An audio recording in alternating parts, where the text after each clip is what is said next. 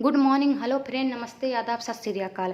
कैसे हैं आप सभी लोग। क्रेजी तनिष्क में आप सभी का हार्दिक स्वागत है। आई होप आप लोग अच्छे ही होंगे। फ्रेंड, आज मैं आप सभी के लिए, जैसे कि पिछले टॉपिक में आप लोगों को भारतीय विचारक के रूप में स्वामी विवेकानंद जी के बारे में बता चुकी हूँ, और उसके बाद मैं आप लोगों को यानी रविन्द्रनाथ टैगोर जी के बारे में बता चुकी हूँ कि उन्होंने भारतीय विचारक के रूप में शिक्षा में उनका क्या उद्देश्य था और शिक्षा में उनका क्या स्थान था। ये सब मैं आपको बता चुकी हूँ। आज मैं उसी रूप में आप लोगों के समक्ष गिजू भाई बधेका जी के बारे में लेकर आई हूँ। ये क्या थे और इनको शिक्षा में क्या स्थान था। तो मैं सबसे पहले इनकी थोड़ा बहुत कहानी आप लोगों के समक्ष बता दे रही हूँ, ताकि आप लोगों को वो अच्छा लगे। और मेरा जो पढ़ाने का उद्देश्य है, मैं कहानी के रूप में ही आपको ये सब ख़त्म करवाऊँगी, ताकि आपके दिमाग में कहीं ना कहीं जो इनका अंश है दिमाग में फिट हो, और आप जब एग्ज़ाम में पहुँचें तो अगर कभी भी आपको कोई क्वेश्चन उठा रहे हैं तो उस हिसाब से अगर आप मेरे जो वीडियो देख रहे हैं, मेरे वीडियो को, और उसके बाद जो मैं क्वेश्चन करवा रही हूँ एटलीस्ट, उसके बाद हमें नहीं लगता है कि कहीं गुंजाइश रहेगी कि आप, आई होप कि सारा क्वेश्चन आप कर लेंगे बहुत ही अच्छे से। तो इनके बारे में क्या था कि ये जो गिजू भाई थे, ये शिक्षा में इनका बहुत ही प्रमुख स्थान था। ये बच्चों के प्रति बहुत ही प्यार करते थे और बच्चों के प्रति ये स्नेहदार थे। ये वकालत की पढ़ाई की, उसके बाद वकालत की पढ़ाई करने के बाद जब इन्होंने शिक्षा के क्षेत्र में अपना स्थान रखे तो बच्चों से इनका प्रेम लगा होने के नाते इन्होंने अनेक कविता लिख डाले, अनेक कहानियाँ लिख डाले, और इनकी कहानियों से क्या बच्चे जो थे बहुत ही प्रेरित हुए। इन्होंने मॉन्टेसरी पद्धत जो मॉन्टेसरी जी, मरिया मॉन्टेसरी जी पद्धत है उनका, उन्होंने शिक्षा के क्षेत्र में अपनाया। उनका क्या पद्धत था कि जब मारिया मॉन्टेसरी जी 2.5 से 6 वर्ष को, उन्होंने बच्चों को स्वतंत्र रूप से शिक्षा देने की बात कही, और उन्होंने खेल खेल में शिक्षा देने की बात की। और जब कहें कि इस हिसाब से जब बच्चा खेल खेल में सीखेगा तो वो अपने सारी इंद्रियों को खुला रखेगा, और बच्चा जो है आसानी से उस चीज़ को सीखेगा और उसका सृजनात्मक रूप से विकास होगा। तो इस उद्देश्य से, यानी इस सभी चीज़ से जब गिजू भाई बधेका जी थे उनके रूप में जब पढ़े तो उनको बहुत अच्छा लगा, और उन्होंने उस पद्धति को अपने क्षेत्र में लाकर कि हाँ, हम भी इस हिसाब से दृढ़ प्रयास करेंगे और बच्चों को एक अच्छा स्वरूप प्रदान करेंगे, और उनको स्वतंत्रता रूप शिक्षा को अभिलेख भी करेंगे। यानी स्वतंत्रता रूपी जब हम शिक्षा बच्चों को देंगे तो बच्चे जो हैं या कोई कहानी हो या कविता हो तो उस हिसाब से बहुत प्रेरित होकर उस चीज़ को जल्दी से सीख लेंगे। तो चलिए हम आज गिजू भाई बधेका जी के बारे में पढ़ने जा रहे हैं। इससे पहले जो भी मैंने आप लोगों को कहानी बताई है वो आप सुने, और उसके बाद इसे भी देखिए। गिजू भाई बधेका। और अगर आप हमारे चैनल को लाइक, सब्सक्राइब और बेल आइकन को प्रेस करना प्लीज़ अगर नहीं किए हैं तो प्लीज़ उसे जल्दी से कर दीजिए और बेल आइकन को प्रेस कर दीजिए। चलिए गिजू भाई बधेका जी के बारे में पढ़ते हैं। बाल समस्या को शिक्षा दर्शन में प्रमुख, बाल समस्या को शिक्षा दर्शन में प्रमुख स्थान देने वाले विचारकों को गिरजा शंकर भगवान जी बधेका का अमूल्य योगदान रहा है। यानी जो बाल समस्या शिक्षा के दर्शन में, यानी शिक्षा में जो बालक की समस्याओं को दूर करने में इनका जो है प्रमुख स्थान है। किनका? गिजू भाई बधेका जी का। इस महान विचारक का जन्म 15 नवंबर 1885 सौराष्ट्र के चित्तल गांव में हुआ था। यानी इनका जन्म कहाँ हुआ था? सौराष्ट्र के चित्तल गांव में कब हुआ था? 15 नवंबर 1885। इस हिसाब से आपको क्वेश्चन पूछेगा कि गिजू भाई बधेका जी का जन्म कब हुआ था और कहाँ हुआ था, तो आप बताएंगे 15 नवंबर 1885 में सौराष्ट्र के चित्तल गांव में हुआ था। इनके पिता का नाम श्री भगवान जी बधेका व माता का नाम काशिवा था। उन्होंने मुंबई में कानूनी की पढ़ाई पूरी की और 1905 में वे दक्षिणामूर्ति भवन में कानूनी सलाहकार बने। वर्ष 1916 में दक्षिणामूर्ति भवन में कार्य किया। यानी जब गिजू भाई बधेका जी जो क्या थे कि जब उन्होंने मुंबई में गए तो उन्होंने कानूनी की पढ़ाई यानी उन्होंने वकालत की पढ़ाई करना स्टार्ट किया और 1905 में वो जो है दक्षिणामूर्ति भवन में कानूनी सलाहकार यानी अब नियुक्त हो चुके थे। कब?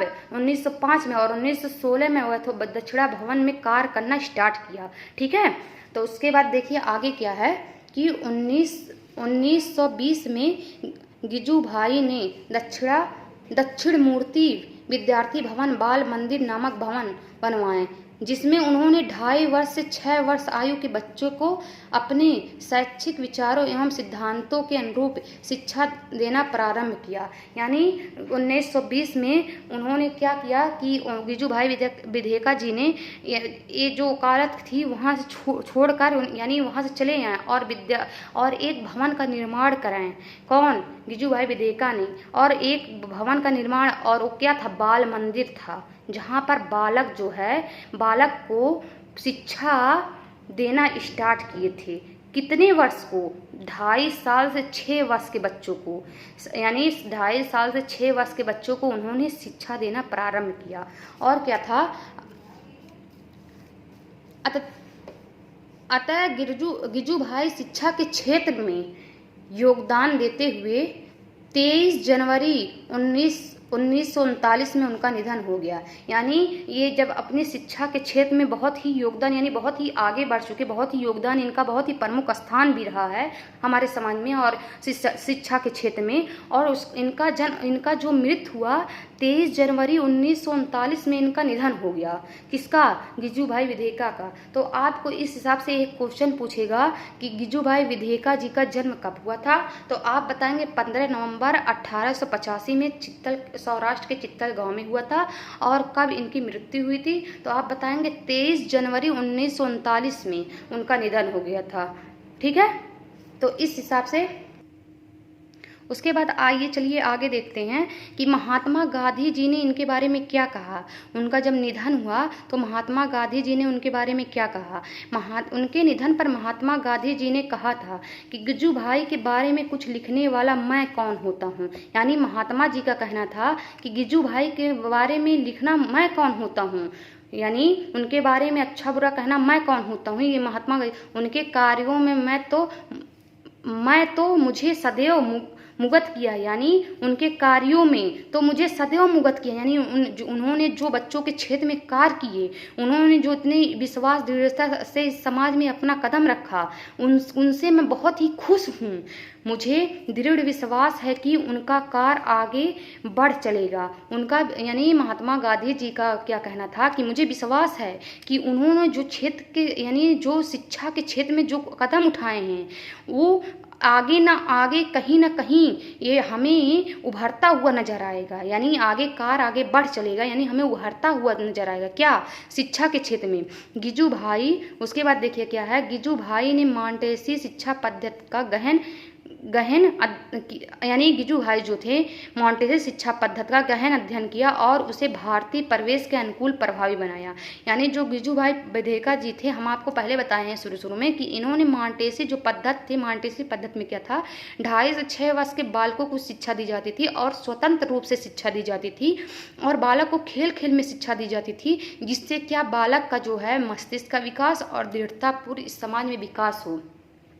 तो इस हिसाब से इन्होंने मॉन्टेसी पद्धति का गहन अध्ययन किया और उससे भारतीय परिवेश के अनुकूल प्रभावी बनाया और उससे जो भारतीय परिवेश था, जो भारत का वातावरण था, उसके अनुकूल बनाए। और उन्होंने भी 2.5 से 6 वर्ष की आयु में शिक्षा देना आरंभ किए थे। किसने? गिजू भाई विधेका जी ने। उसके बाद देखिए आगे क्या है, उसके बाद आगे देखिए गिजू भाई के अनुसार शिक्षा का अर्थ, यानी इनके अनुसार शिक्षा का क्या अर्थ है। गिजू भाई शिक्षा को बाल केंद्रित के रूप में मानते थे। यानी गिजू भाई जो थे शिक्षा को बाल केंद्रित के रूप में मानते थे। शिक्षा को बाल केंद्रित जब आप या हम शिक्षा को जब बाल केंद्रित यानी बालक के अनुसार शिक्षा देंगे तो क्या होगा, बालक उस शिक्षा को अपने रुचि के अनुसार पढ़ेगा और उसके जब रुचि के अनुसार देंगे तो वो ज़्यादा एब्जॉर्ब कर पाएगा और उसके मस्तिष्क का, शारीरिक का, बौद्धिक का विकास होगा। तो उन्होंने बालक के अनुसार जो है शिक्षा देना प्रारंभ किया। यह एक शैक्षिक उपागम है जिसमें बालक के स्वयं की रुचियाँ व अधिकारियों की अपेक्षा पाठ्यक्रम व प्रक्रियाओं को निर्धारित करने में एकमात्र सार्थक भूमिका निभाती है।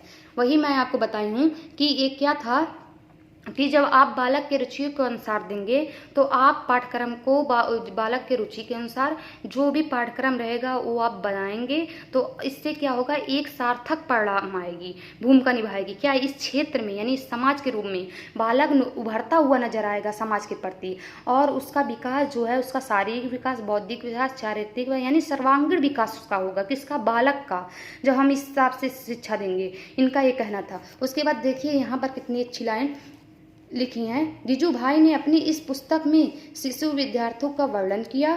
इनकी शिक्षा शास्त्र में एक पुस्तक लिखा है, प्राथमिक शिक्षा भाषा शिक्षा यानी प्राथमिक शाला भाषा। इनकी एक पुस्तक है जो प्राथमिक शाला भाषा है। इनको आप पूछेगा कि गिजू भाई जो है शिक्षा शास्त्र में कौन सी पुस्तक लिखी हैं तो आप बताएंगे प्राथमिक शाला भाषा शिक्षा। ठीक है। उसके बाद क्या है, इन्होंने गिजू भाई ने एक लाइन कहा है, बहुत ही अच्छी लाइन है कि गिजू भाई ने कहा गुरु का यह नैतिक कर्तव्य है कि अपनी संपूर्ण योग्यता से शिष्य के प्रति पुत्रवत प्यार करनी चाहिए, भले ही उसकी सेवा में स्वयं को छोटी भूमिका ही क्यों ना निभानी पड़े। यानी उनका कहना था जो बालक हैं, गुरु को का कर्तव्य क्या है, गुरु का जो नैतिक कर्तव्य क्या है कि अपनी संपूर्ण योग्यता से शिष्य के प्रति पुत्रवत प्यार करना चाहिए। यानी गुरु का कर्तव्य है वो शिष्य से पुत्रवत व्यवहार करे, पुत्र जैसा प्यार करे, भले ही सेवा में स्वयं की छोटी भूमिका ही क्यों ना निभानी। यानी बालक की सेवा में उसको छोटी भूमिका ही क्यों निभानी पड़ी उनको, लेकिन गुरु को इस हिसाब से शिक्षा देनी चाहिए, पुत्रवत बालक से व्यवहार करनी चाहिए, जिससे बालक जो है अपने पुत्र के जैसा अगर बालक को समझेगा तो बालक उस चीज़ को आसानी से सीख लेगा और बालक को किसी चीज़ में रुकावट नहीं होगी। अभी देखिए कोई भी टीचर रहता है, जब कोई बच्चा कुछ पूछने जाता है और अगर खूब तेज बोली से बोल दे कि अगर मान लीजिए ऐसे पढ़ाई करते हो, क्या लिखा है देखो ये क्या लिखा है, तो बालक क्या है, डर जाता है, सहम जाता है, उस चीज़ को आसानी से नहीं बता पाता है। और वही कोई टीचर हो या अध्यापक हो जब बालक से बहुत ही प्रेम से मतलब बात करता है, कहता है कि नहीं तुम ये चीज़ कर सकते हो, अगर बालक नहीं भी कर रहा है, उसके अंदर एक डर सा छुपा हुआ है तो उसको उभारने की कोशिश करता, नहीं आप ये चीज़ कर सकते हैं बेटा, पढ़ो आपको सब कुछ आएगा, आप अच्छे से कर लेंगे। तो बच्चा कितना भी डरा क्यों ना हो, धीरे धीरे उसके अंदर की जो शक्ति है, मानसिक तनाव है, ठीक है, जो मानसिक तनाव है जहाँ कहीं ना कहीं रह गई है या कहीं ना कहीं एक दबाव उसके अंदर जो है वो दूर होता हुआ नजर आएगा। और आप एक समय ऐसा आएगा कि बालक को देखेंगे कि विद्या का निपुणता उसमें महारथी हासिल करता हुआ नजर आएगा। ठीक है, तो का कोई ज़रूरी नहीं है कि जो विद्यार्थी कमज़ोर है वो आगे चल के अच्छा ना हो पाए, बस आप उसके अनुसार यानी उसके अनुसार उसके दिमाग के अनुसार उसकी IQ लेवल क्या उस अनुसार अगर आप शिक्षा दे रहे हैं तो बालक का जरूर से जरूर बौद्धिक विकास होगा, शारीरिक विकास होगा, साथ में साथ उसका सर्वांगीण विकास, सर्वांगीण मतलब मस्तिष्क, चारित्रिक सभी प्रकार का विकास बालक में होगा। ठीक है, अब आगे देखिए शिक्षा का उद्देश्य क्या है। बालक का समुचित शारीरिक विकास करना, यानी बालक का समुचित शारीरिक विकास यानी बालक के शरीर का सर्वांगीण विकास करना। ठीक है, उसके बाद बालक की मानसिक एवं सृजनात्मक शक्ति का विकास करना, यानी बालक की मानसिक यानी बालक की IQ लेवल जो होता है, जो बौद्धिक शक्ति है उसका विकास करना एवं सृजनात्मक शक्ति का विकास करना। यानी बालक का जब सृजनात्मक शक्ति का विकास करेंगे तो इससे सृजनात्मक शक्ति क्या होता है कि बालक के अंदर एक क्रिएटिविटी आती है, उस क्रिएटिविटी को आप बाहर किस हिसाब से निकाल रहे हैं उसका विकास करना। यानी जब बालक किसी कार्य को कर रहा है तो उसे देखिए कि वो क्या कर रहा है, किस हिसाब से। बालक अक्सर करके रुचिकर होते हैं, वो किसी न किसी कार्य को बहुत ही जब अपने मन से करते हैं तो अक्सर करके आप बच्चों को देखते होंगे, आपके घर में अगर कोई या बैटरी रहता होगा या फिर कुछ ऐसा चीज़, मतलब घर के सामान वगैरह जो आप फेंक दिए रहते हैं, बालक उस चीज़ को निकाल के लाता है और उसमें बच्चा क्या करता है, धीरे धीरे उसको निकाल कर कुछ जोड़ने की कोशिश करता है। तो उसके अंदर एक सृजनात्मक शक्ति होती है, ठीक है, क्रिएटिविटी होती है, वो बाहर आती है, ठीक है। तो उसका विकास करना, जब बालक उस हिसाब से उसका आप विकास कर देंगे तो उससे क्या होगा, बालक का जो मस्तिष्क है उसका IQ लेवल है बहुत तेज होगा। कोई ज़रूरी नहीं है कि बालक पढ़ाई में माहिर नहीं हो। कभी कभी वही बालक जो है वैज्ञानिक के रूप में उभर कर क्षेत्र में आते हैं, कोई डॉक्टर के रूप में उभर कर आते हैं, और कभी कभी वही बालक जो होता है इंजीनियर के रूप में उभर कर इस क्षेत्र में आते हैं, ठीक है। तो हमारे इस यानी भारत में जो है इस हिसाब से बालक जो अगर अच्छा सृजनात्मक विकास करेंगे तो हमारे देश का भी नाम रोशन होगा। तो आगे देखिए क्या है, बालक में नैतिक मूल्यों का विकास करके कुशल नागरिक बनाना। यानी बालक में जो नैतिक मूल्य हैं, जो उनके अंदर आदर्श हैं, जो उनके अंदर जो भावना है, उनका विकास करके एक नागरिक यानी कुशल नागरिक, एक बेहतर नागरिक बनाइए। देश के प्रति वो सच्चा नागरिक बने, अपने माँ बाप के प्रति वो सच्चा नागरिक बने, अपने समाज के प्रति वो सच्चा नागरिक बने। आजकल के बालक क्या होते हैं, जब छोटे रहते हैं माँ बाप तो उनको पाल पोस के बड़ा कर देते हैं, लेकिन कभी कभी होता है कि वही बालक जब बड़े हो जाते हैं तो अपने माँ बाप को नहीं देखते हैं। कहा गया है कि एक माँ बाप 7 बालक को पाल सकते हैं, यानी 7 बच्चों को पालते हैं, लेकिन 7 बच्चों को एक माँ बाप को नहीं देख पाते हैं। तो वही बात है कि ऐसा शिक्षा दीजिए ताकि वो कुशल नागरिक बन सके, वो हर क्षेत्र में माहिर हो, चाहे वो अपने माता पिता की बात हो देखने की, वहाँ पर भी अपनी अनैतिकता लाए, चाहे समाज की बात हो वहाँ भी नैतिकता लाए, और चाहे वो देश की बात हो, देश के प्रति भी वो अपनी नैतिकता लाए। और आगे देखिए गिजुभाई का पाठ्यक्रम क्या था। भाषा ज्ञान मातृभाषा में प्रारंभ किया जाए और अक्षर ज्ञान पढ़ना लिखना सिखाया जाए। यानी उनका कहना था जो पढ़ाई हो, वो जो ज्ञान हम बच्चा प्राप्त करे, जो भाषा प्राप्त करे वो मातृभाषा में प्राप्त किया जाए, और अक्षर ज्ञान यानी जो अक्षर सीख रहा हो, चाहे पढ़ना चाहे लिखना सिखाया जाए, वो भी जो है मातृभाषा में सिखाया जाए, ठीक है। इससे जो है पाठ्य सामग्री कम तथा उपयोगी, और दूसरा क्या है, पाठ्य सामग्री जो कम तथा उपयोग हो, यानी पाठ्य सामग्री जो है कम हो और उपयोगी हो। यानी इनका कहना था कि आप ढेर सारा सिलेबस आप बच्चों को दे रहे हैं, उससे क्या होगा, बच्चे के अंदर एक बर्डन आएगा, वो सोचेगा कि नहीं इतना सारा सिलेबस है, इतना सारा पार्ट, इतना जब बुक है हम कैसे पढ़ेंगे, किस हिसाब से। इसी हिसाब से आप निर्धारित कीजिए, कम से कम बच्चों को बुक दीजिए, लेकिन उस सिलेबस के अनुसार निर्धारित कीजिए कि एक चैप्टर में बच्चे को कितना पढ़ाएं कि बच्चों का जो बौद्धिक शक्ति यानी IQ लेवल हो उसको कवर कर सकते, ठीक है। उस हिसाब से आप डिसाइड कीजिए। तो इनके अनुसार था कि भाषा जो है ज्ञान जो है, भाषा ज्ञान जो है मातृभाषा में प्रारंभ किया जाए। जो भाषा का ज्ञान है, जो घर से भाषा आती है माता पिता से, वहाँ से अगर जोड़कर बच्चों को पढ़ाएंगे तो आसानी से सीख जाएगा, और अक्षर ज्ञान पढ़ना लिखना सीख जाएगा, और वो अक्षर को भी अच्छे से सीख जाएगा और पढ़ना लिखना भी अच्छे से सीख जाएगा। अब देखिए इनकी शिक्षण विधियाँ क्या हैं। यानी इनकी शिक्षण विधियाँ क्या हैं, खेल विधि द्वारा। यानी जब बच्चा खेल में जो चीज़ सीखेगा वो कभी नहीं भूलेगा। आप अगर बच्चे को खेल में सिखा रहे हैं कि देखिए खेल में 2 2 4, अगर आप ऐसे बच्चे को 2 बच्चे को आगे खड़ा कीजिए, 2 बच्चे को पीछे खड़ा कीजिए, तो इस हिसाब से जब वो गिनती काउंट करेगा तो इससे क्या होगा, तो उसको कभी नहीं भूलेगा और कुछ अच्छा सीखेगा।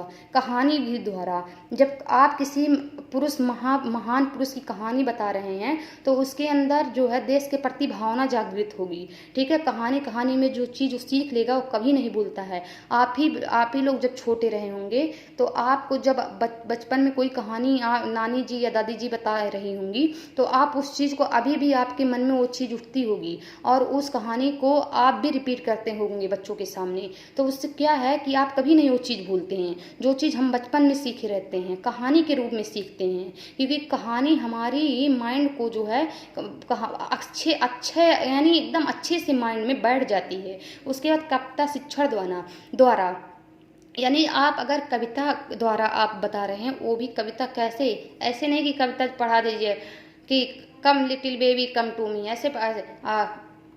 ऐसे पढ़ाएंगे तो कभी नहीं सीखेगा। अगर आप गा के पढ़ाएंगे तो बहुत अच्छे से सीखेगा। जैसे comes little baby come to me, I will teach you my ABC। इस हिसाब से जब बच्चे को पढ़ाएंगे तो बच्चा क्या होगा, जल्दी से उसको आकर्षित होगा और उस चीज़ को बहुत ही अच्छे से सीखेगा। ठीक है, तो बच्चे को कविता द्वारा सिखाइए, अच्छे से सिखाइए, ताकि बच्चा जो है इस चीज़ को पकड़ सके और उसके जो है बौद्धिक शक्ति IQ लेवल जो है उसका डेवलपमेंट हो सके, शारीरिक विकास भी डेवलपमेंट हो सके, सामाजिक विकास भी डेवलपमेंट हो सके।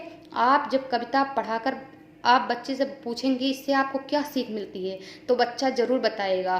ठीक है, तो इससे क्या होता है, उसके अंदर सामाजिकता की भावना विकास होगी, बौद्धिक विकास होगी। उसके बाद व्याकरण शिक्षण, यानी व्याकरण शिक्षण विधि द्वारा जब आप किसी कोई चीज़ बताएंगे तो उससे भी बच्चे के अंदर सामाजिक भावना का डेवलपमेंट होगा। मातृभाषा की शिक्षण विधि, इनका शिक्षण जो था मातृभाषा की शिक्षण विधि, यानी मातृभाषा में आप कोई भी शिक्षा शुरू कीजिए, यानी कोई भी पाठ शुरू कीजिए तो मातृभाषा से जोड़कर बताइए बच्चे को, जिससे वो आसानी से सीख सके। क्योंकि सारे बच्चे शहर से नहीं आते हैं, बच्चे हमेशा गाँव से आते हैं। अक्सर करके जो प्राइमरी वगैरह के बच्चे हैं गाँव में ही होते हैं और वो वहाँ से आते हैं। उनको बहुत सारे उनको ना इंग्लिश के बारे में पता रहता है, ना उनको जो आप बोलते हैं उनके बारे में ज़्यादा पता रहता है। उनको सिर्फ मातृभाषा जो वो अपने मम्मी पापा से सीखे रहते हैं, अपने गांव में जो सीखे रहते हैं उस हिसाब से वो बोलते हैं। और जब आप धीरे धीरे उसका जो सृजन करते हैं उस भाषा को अपने लैंग्वेज के रूप में, तब उससे बच्चे का जो होता है भाषा का भी विकास होता है। तो इनका क्या शिक्षण विधि में क्या कहना था,